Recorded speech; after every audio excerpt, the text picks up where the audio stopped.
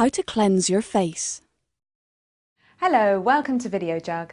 I'm Sarah Chapman, beauty expert and facialist, and I'm here to talk to you about how to get the best out of your cleansing routine.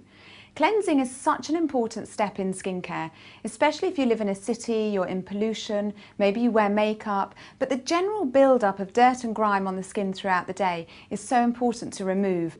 We're going to look at some different types of cleansers, and then we're going to show you some techniques and tips on how to get the best out of your cleansing. Your cleansing routine should be done every evening so that you lift off the dirt and the grime and makeup from the day. You can also choose to cleanse in the morning if your skin feels like it needs to be cleaned when you wake up. It's absolutely essential that every evening you do your cleansing routine. We're going to show you some techniques on how to apply your cleanser and massage it into the skin. We're going to use a cleansing cream, so great for a normal to dry skin, but use any of your cleansers in exactly the same way as this.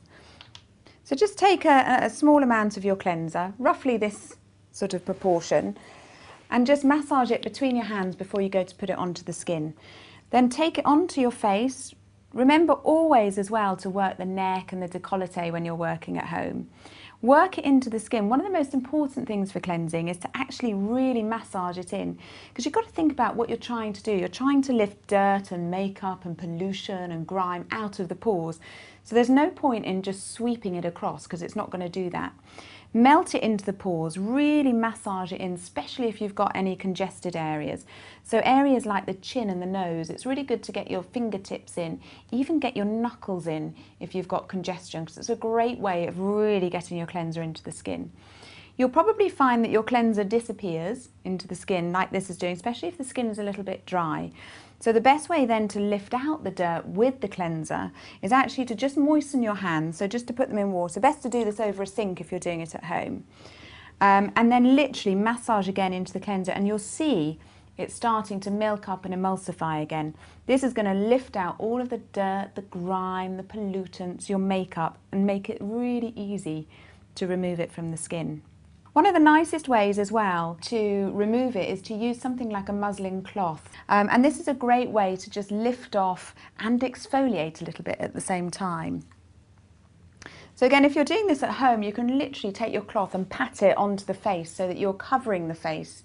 We're going to just use it literally to just wipe away the makeup and the grime and the cleanser, leaving the skin feeling really clean, glowing, but not stripped. It's important not to strip the skin.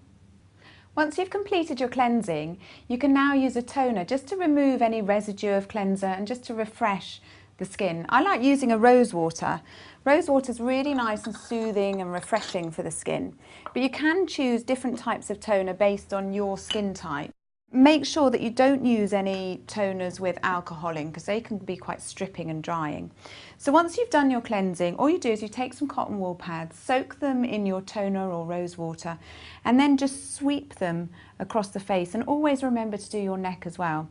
When you're doing this, sweep always in an upwards motion, because we're always trying to defy gravity. So we don't want sag, we want to just lift the skin upwards. So again, it's just sweeping it across the skin just to have a nice refreshing feel. Rose water also has a gorgeous smell, so it's a really nice one to use.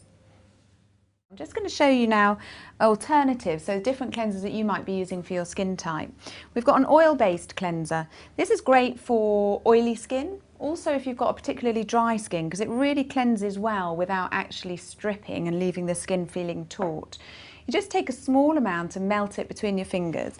I'm just going to show you just onto the cheek here, just so that you can see how to work with these types of products. It will melt into an oil, and you'll feel that melting into the skin. Again, really working into any areas where there's congestion, blackheads, anywhere that you really need to lift out any dirt as well.